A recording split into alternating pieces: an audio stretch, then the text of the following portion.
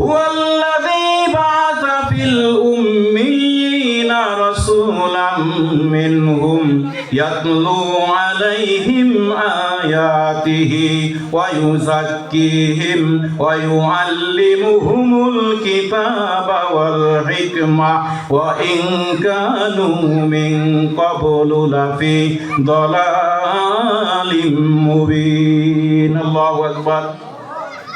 আল্লাহ রাব্বুল আলামিন সূরা জুমার মধ্যে সূরাতুল জুমার মধ্যে আল্লাহ তাআলা বলতেছেন, আল্লাহ তাআলা কেন রাসূল পাঠিয়েছেন? যেই রাসূল তোমাদের কাছে কোরআন তেলাওয়াত করবে, যেই রাসূল তোমাদের তাসকিয়া নফস করবে, আত্মশুদ্ধি করবে। তোমাদের অন্তরের মধ্যে বিভিন্ন ধরনের নাপাকি বসে গিয়েছে, শিরকের নাপাকি, বেদাতের নাপাকি, কুফরির নাপাকি, জুলুমের নাপাকি, গুনার নাপাকি, অত্যাচারের নাপাকি, সুদ ঘুষ দুর্নীতি চাঁদাবাজির নাপাকি, সমস্ত প্রকার নাপাকি মুক্ত করে একটা পরিশুদ্ধ হৃদয় যেন মুহাম্মদ সাল্লাল্লাহু আলাইহি ওয়াসাল্লাম তোমাদেরকে উপহার দিতে পারে আল্লাহ তাআলার পক্ষ থেকে, আল্লাহ তাআলার দয়ায়। এইজন্য আল্লাহ রাব্বুল আলামিন মুহাম্মদ সাল্লাল্লাহু আলাইহি ওয়াসাল্লামকে প্রেরণ করেছেন। সূরা জুমার মধ্যে যেমনি ভাবে আল্লাহ রাব্বুল আলামিন নবীজিকে প্রেরণের উদ্দেশ্য কয়েকটা বলেছেন, ঠিক তেমনি ভাবে অনুনাজ্জিলু মিনাল কুরআনি মা হুয়া শিফাউন ওয়া রাহমাতুল লিল মুমিনিন। এই আয়াতে কারিমার মধ্যেও আল্লাহ রাব্বুল আলামিন বুঝাতে চেয়েছেন, তোমাদের ব্যক্তির মধ্যে যে অসুস্থতা রয়েছে, তোমাদের পরিবারের মধ্যে যে অসুস্থতা রয়েছে, তোমাদের সমাজের মধ্যে যে অসুস্থতা রয়েছে, তোমাদের রাষ্ট্রের মধ্যে যে অসুস্থতা রয়েছে, সমস্ত প্রকার অসুস্থতাকে দূর করে একটি সুন্দর রাষ্ট্র, একটি সুন্দর সমাজ, একটি সুন্দর পরিবার এবং তোমাকে ব্যক্তিগতভাবেও আল্লাহ তাআলার নিকট একজন পরিশুদ্ধ হিসেবে গড়ে তোলার জন্যই আল্লাহ কোরআন নাযিল করেছে। ব্যাপারটা কি বুঝাতে পারলাম? কোরআন কেন নাযিল হয়েছে? তাবিজ দেওয়ার জন্য? কোরআন কি নাযিল হয়েছে মানুষ মারা গেলে সওয়াব রেজানির জন্য শুধু? তাহলে কোরআন কেন নাযিল হয়েছে? কোরআন এই সমাজের যে অসুস্থতা ব্যাধি আছে, সমস্যা আছে, সেইগুলোকে পরিশুদ্ধ করবে। অথচ এই কোরআন আমাদের কাছে কত অবহেলিত, কত অবহেলিত। আপনি যদি বিশ্বাস না হয়, আগামীকাল সকালে আশেপাশের ঘরগুলোতে খোঁজ নেবেন, দেখবেন কারো বাড়িতে যদি এই কোরআনের কপিটা থাকে, অনেক ঘরে দেখবেন নাই, অনেক ঘরে দেখবেন নাই। আর যদি কারো ঘরে থাকে, তাহলে ওই কোরআনের কপির উপর কারো মনে করেন 1 ইঞ্চি পরিমাণ ধুলা পড়ে আছে, কারোটা উপরে ওই যে সিরিয়া ফাইজে রয়েছে দাদায় পড়ছে, এরপর আর কেউ হাত দেওয়ার সময় হয় না, সুযোগ হয় না। আবার ভয়ে এটাকে কি করবে সেটাও করে না, যদি আবার গুনাহ হয়, এই ভয়ে ওইটাকে কিছু করেও না, পড়েও না।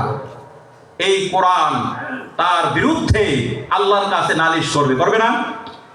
আল্লাহ রাব্বুল আলামিনের কাছে এই কোরআন নালিশ করবে। সূরা ফুরকানের 30 নম্বর আয়াতের মধ্যে আল্লাহ তাআলা বলেছেন, কোরআন নয় শুধু কোরআন তো লানত করবে, বরঞ্চ সূরা ফুরকানের 30 নম্বর আয়াতের মধ্যে স্বয়ং রাসূলুল্লাহ সাল্লাল্লাহু আলাইহি ওয়াসাল্লাম নালিশ করবেন।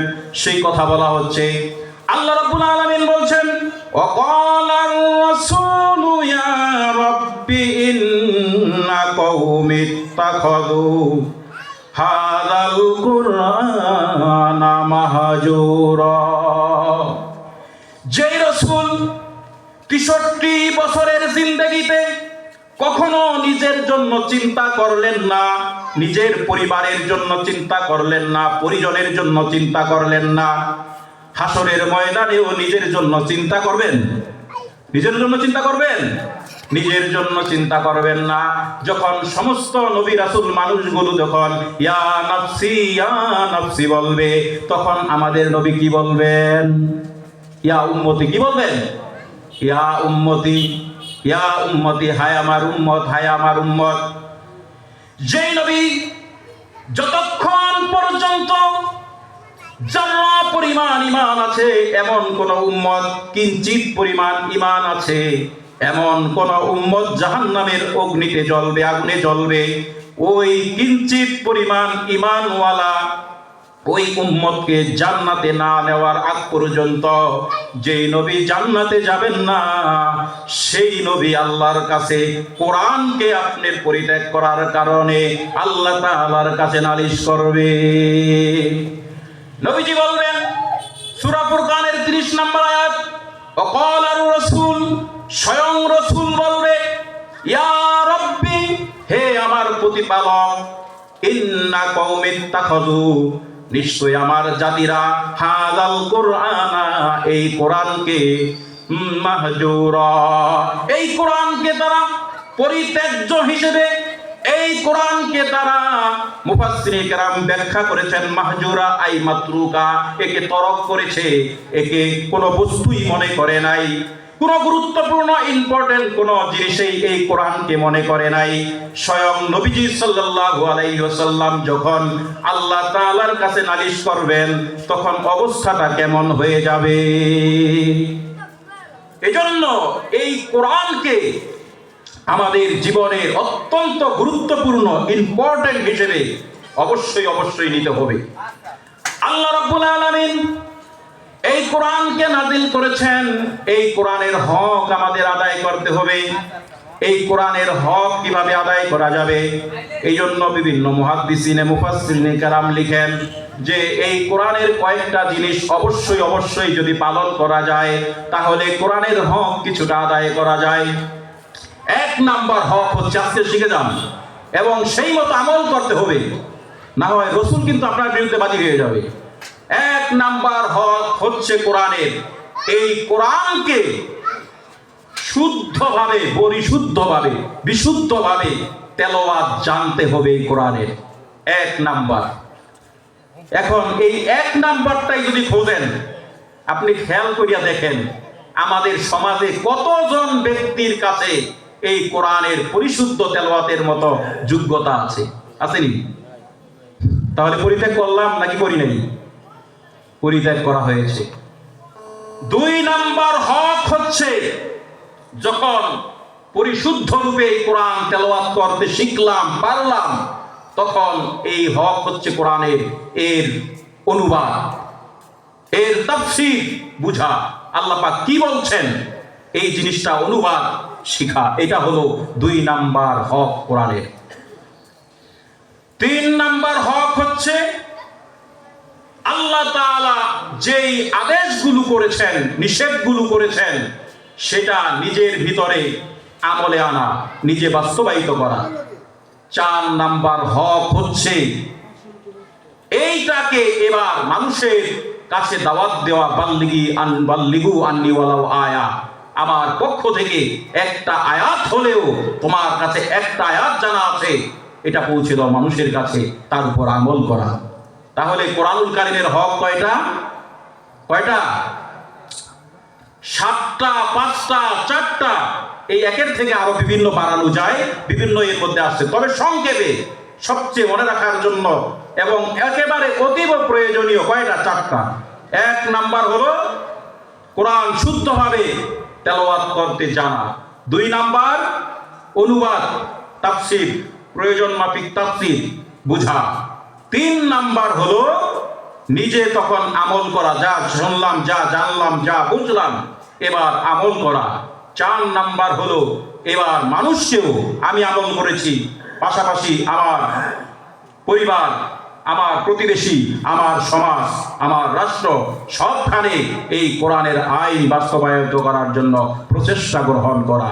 এই 4টা হলো একদম অতীব জরুরি প্রয়োজনীয় কোরআনের হক। এখন খেয়াল করে দেখেন কয়জনের ভিতরে 4 নাম্বার পর্যন্ত দূরের কথা, 1 নাম্বারটা আছে।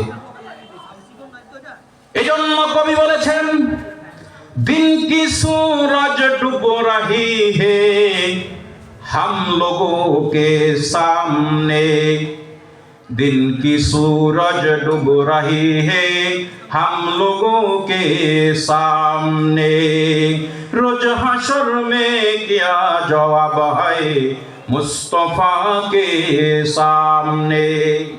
দিনের সূর্য ডুবে যাচ্ছে, দিনের সূর্য আমাদের সামনে অস্তমিত হয়ে যাচ্ছে, আমাদের কোনো খবর নাই। আমাদের কোনো পরোয়ানা নাই। কিয়ামতের ময়দানে, রোজ হাসরের ময়দানে নবীজি সাল্লাল্লাহু আলাইহি ওয়াসাল্লামের কাছে আমাদের জবাবটা তখন কি হবে? অথচ নবীজি সাল্লাল্লাহু আলাইহি ওয়াসাল্লামের জীবনীতে হাজার হাজার ধরনের মুজিজা পাওয়া যায়। সবচেয়ে বড় মুজিজার নাম হলো কোরআন। কত বড় বড় মুজিজা! বিশ্ব নবী যখন দুনিয়াতে এখনো পর্যন্ত আসেন নাই, তখন থেকেই মুজিজা শুরু হয়ে গেল। নবীজি সাল্লাল্লাহু আলাইহি ওয়াসাল্লামের যেই গর্ভে এসেছেন, সেই গর্ভধারিণী মায়ের, অন্য গর্ভধারিণী মায়ের যেমন কষ্ট হয়, নবীজির মা আমিনার সেই কষ্টটা হয় নাই, প্রসবকালীন সেই যন্ত্রণাটা হয় নাই।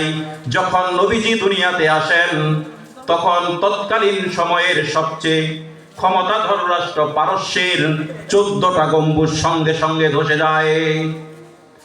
বিশ্ব নবী যখন দুনিয়াতে আসলেন, আসার পরে আমরা ছোট ছোট বাচ্চাদের যখন 1 বছর 2 বছর 6 মাস এরকম বাচ্চাদের বিভিন্ন খেলনা দেই, ঝুনঝুনি দেই না? এখন তো মোবাইল দেয় নাকি? কিন্তু একটা সময় ছিল, ওই যে ফুলের সিলিংয়ের উপর ঝুলায় রাখতো, ওইটা ঝুলতো, আর দেখা বাচ্চাটা কি করতো? খেলতো। এরকম ছিল না? আবু তালেব বলতেছে, আবু তালেবের বর্ণনা, বিশ্ব নবী যখন ছোট ছিলেন, বিশ্ব নবী শোয়া ছিলেন, আবু তালেব বলছেন, ভাতিজা, ছোটকালে তোমার একটা আজীব ঘটনা আমি দেখেছি। নবীজি বললেন, কি ঘটনা দেখেছেন চাচা?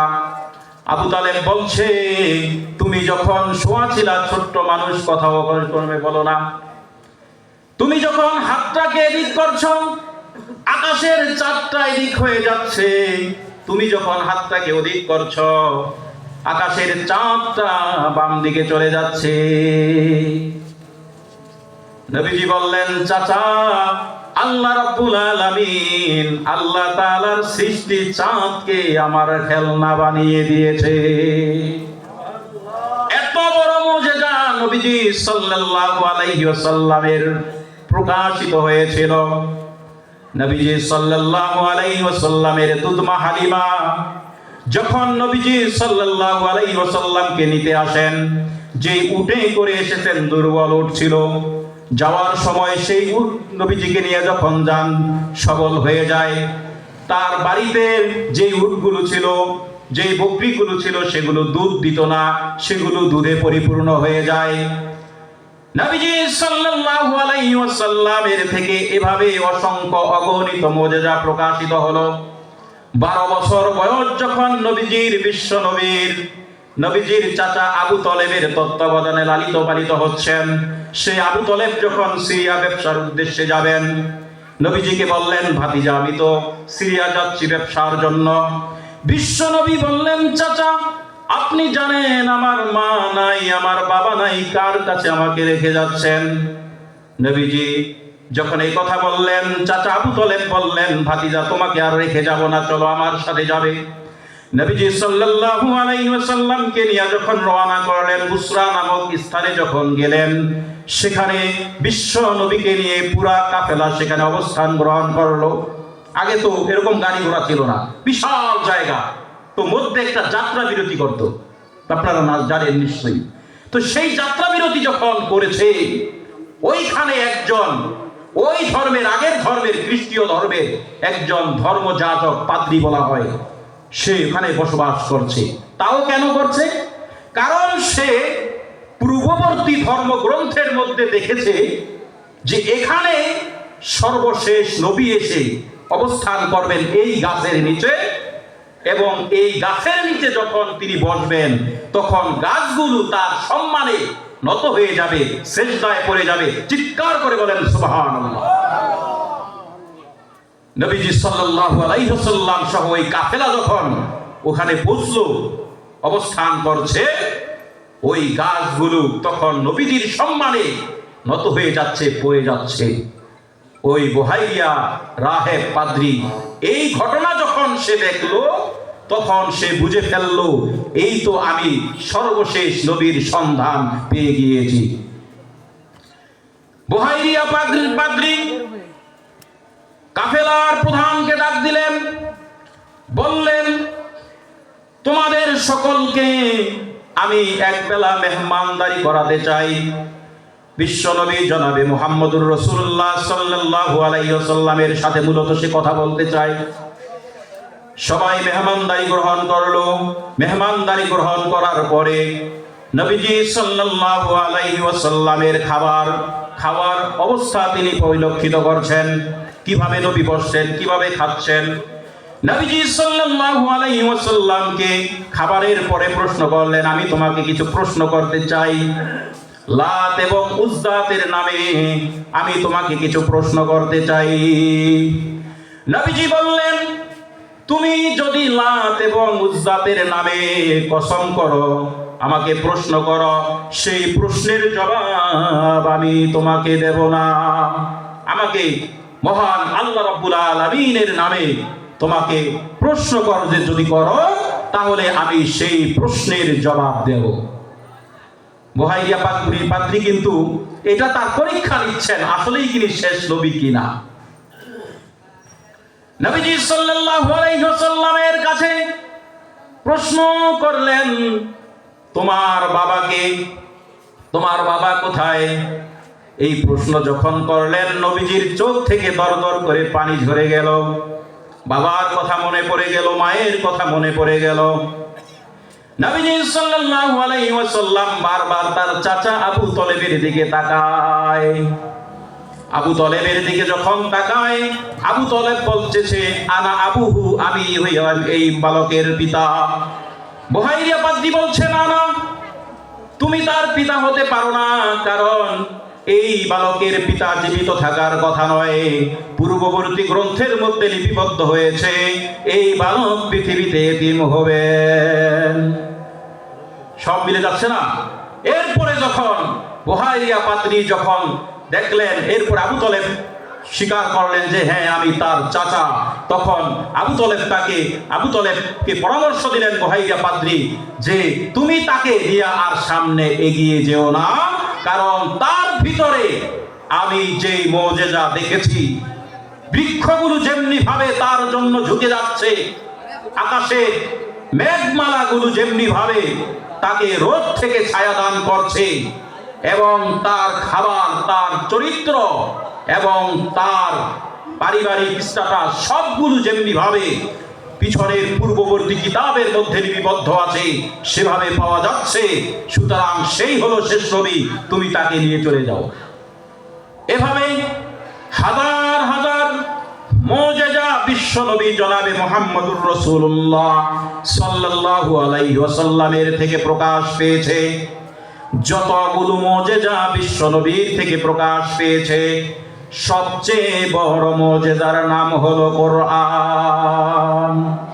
সবচেয়ে বড় মুজিজার নাম হলো কি?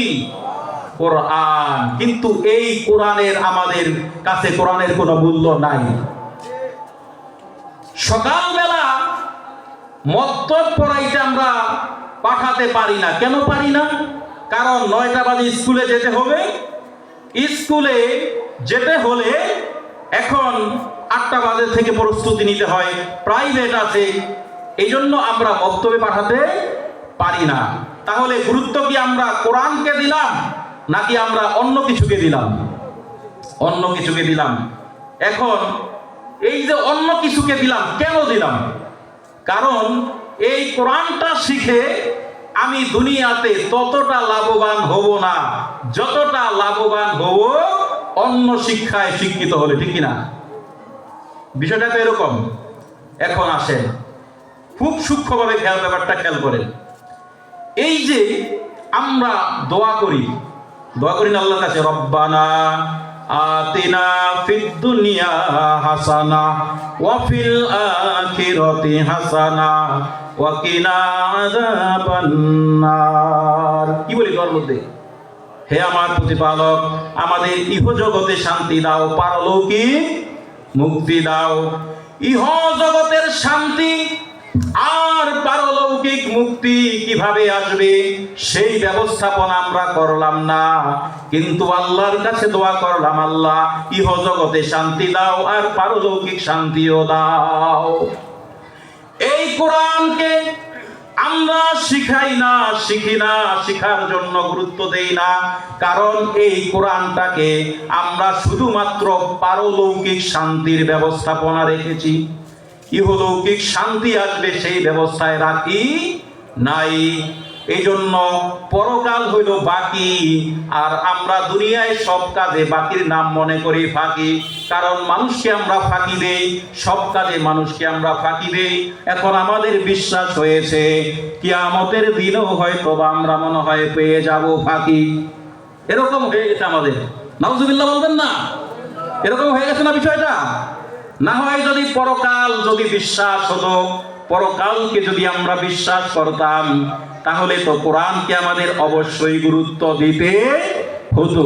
এবার আসেন, ওই যে দোয়া করলাম, রব্বানা আতিনা ফিদ দুনিয়া হাসানা ওয়া ফিল আখিরাতি হাসানা, এই জগতেও শান্তি দাও, পরকালেও শান্তি দাও। কোরআন দ্বারা দুনো জগতে শান্তি পাওয়া যাবে।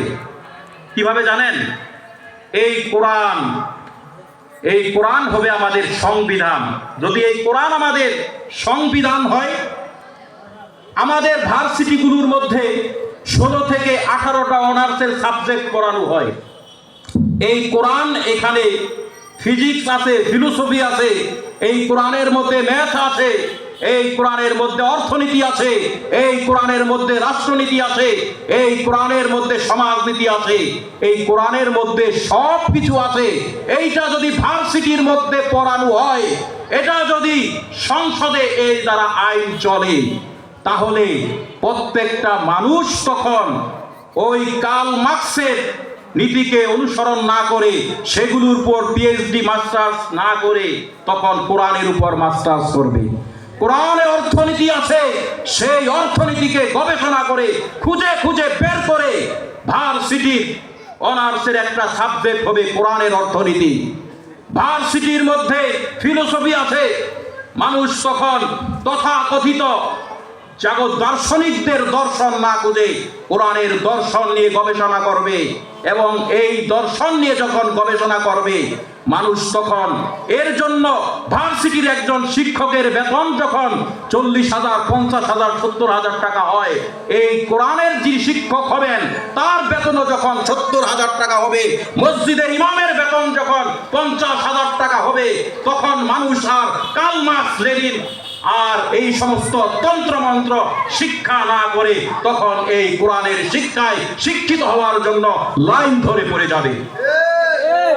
তাহলে কি করতে হবে আমাদের? মক্তবে পাঠাইতে পারেন না, সমস্যা নাই, মক্তবে আপনার পাঠানোর দরকার নাই। আপনি এই কোরআনের শিক্ষা দিবেন, একজন শিক্ষক রেখে 500 টাকা মাসে দিতে পারেন না, সমস্যা নাই, দেওয়ার দরকার নাই। আপনি এই কোরআন দ্বারা রাষ্ট্র ব্যবস্থা কায়েম করেন, আপনি এমন ব্যবস্থা কায়েম করেন, কোরআনের সমাজ চালু করার ব্যবস্থা কায়েম করেন। এই কোরআন যে শিখবে, এই কোরআনের যে ধারক বাহক হবে, তার বেতন এমনিতেই বেড়ে যাবে। মসজিদের ইমামের জন্য গাড়ি থাকবে, বাড়ি থাকবে, মসজিদের ইমামের জন্য বিশাল অঙ্কের বেতন থাকবে।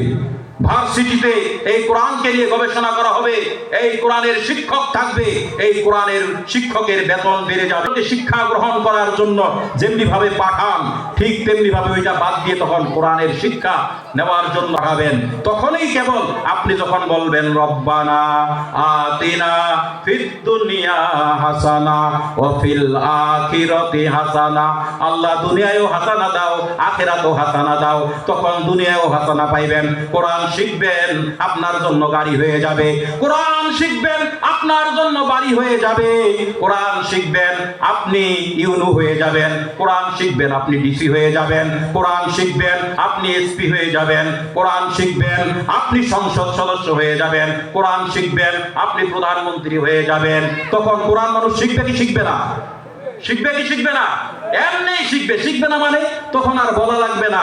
এখন যেমন ওই স্কুলে পড়ার জন্য বলা লাগে না, ঠিক তেমনি ভাবে বাংলাদেশের একজন নাগরিককেও তখন আর বলা লাগবে না, সবাই এমনি শিখবে। এই জন্য এই কোরআনকে আমাদের পরিত্যাজ্য হিসেবে যদি আমরা রাখি, তাহলে এই কোরআনের ব্যাপারে স্বয়ং রাসূলুল্লাহ সাল্লাল্লাহু আলাইহি ওয়াসাল্লাম আমাদের ব্যাপারে নালিশ করবেন। এই জন্য কি করতে হবে আমাদের? কোরআন দ্বারা যেন আমার সমাজ চলে, কোরআন দ্বারা যেন আমার রাষ্ট্র চলে, কোরআন দ্বারা যেন আমার সংসদ চলে, এই ব্যবস্থা গ্রহণ করতে হবে। আর এই কোরআন দ্বারা যখন রাষ্ট্র চলবে, কোরআন দ্বারা যখন সমাজ চলবে, কোরআন দ্বারা যখন পরিবার চলবে, সব কিছু যখন কোরআন দ্বারা চলবে, তখন এমনিতেই পৃথিবীর বুকে, দেশের ভিতরে, রাষ্ট্রের ভিতরে আল্লাহ তাআলার তরফ থেকে শান্তি আর বরকত রহমত নাযিল হতে থাকবে। সুবহানাল্লাহ। এজন্য এই কোরআনকে আমাদের কোনোভাবেই পরিত্যাগ করা যাবে না, কোরআনকে পরিত্যাজ্য করা যাবে না। এই কোরআনের শিক্ষায় আমাদের শিক্ষিত হতে হবে। আজকে মসজিদে আমরা দেখি যে বিভিন্ন মাইক ভাড়া করিয়া বিভিন্ন অটোতে বিভিন্ন মাদ্রাসার জন্য তারা এভাবে লাউঞ্জ করে, গান গায়, সঙ্গীত গায় না, মাগো তোমার একটি ছেলে মাদ্রাসাতে দাও, এই পৃথিবীর বুকে একটা জান্নাত কিনে নাও। ওই সময় আর এভাবে স্লোগান দেওয়া লাগবে না। এই জন্য কপাল পোড়া মুসলমান, কোরআনের মূল্য বুঝলা না, কোরআনের মূল্য না বুঝার কারণে এই কোরআনকে যেমনি ভাবে আমরা ছোট ছোট বাচ্চাকেও শিখাইতে চাই না, এই কোরআনকে সংসদে চলুক সেটাও চাই না, কোনোটাই চাই না। কোরআনের 4টা অতীব জরুরি হক আছে, সেই হকগুলোর মধ্যে সর্বনিম্ন হক পরিশুদ্ধভাবে কোরআন তেলাওয়াত করা, সেটাও জানি না। সুতরাং সেই আলোচনার শুরুতে আবার আসেন, আল্লাহ রাব্বুল আলামিন এই পৃথিবীতে যত মাখলুকাত সৃষ্টি করেছেন, সমস্ত মাখলুকাত সৃষ্টি করার পরে মানুষকে সর্বশ্রেষ্ঠ মাখলুক হিসেবে ঘোষণা করেছেন। আর সর্বশ্রেষ্ঠ মাখলুক হিসেবে ঘোষণা করার যে বৈশিষ্ট্য রয়েছে, তার মধ্যে একটা বৈশিষ্ট্য হলো মানুষ হলো এই পৃথিবীতে আল্লাহর প্রতিনিধি, আল্লাহর খলিফা। আর আল্লাহর খলিফা এই খেলাফত কিভাবে চালাবে, আল্লাহর প্রতিনিধিত্ব কিভাবে করবে, এই জন্য আল্লাহ তাআলা যেই গাইড বুক দিলেন, সেই গাইড বুকের নাম হলো কোরআন।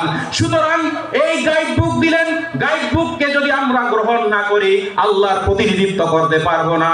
আল্লাহর প্রতিনিধিত্ব যদি না করতে পারি, আল্লাহর প্রতিনিধি যদি না হতে পারি, তাহলে আশরাফুল মাখলুকাত হতে পারবো না। সোজা হিসাব।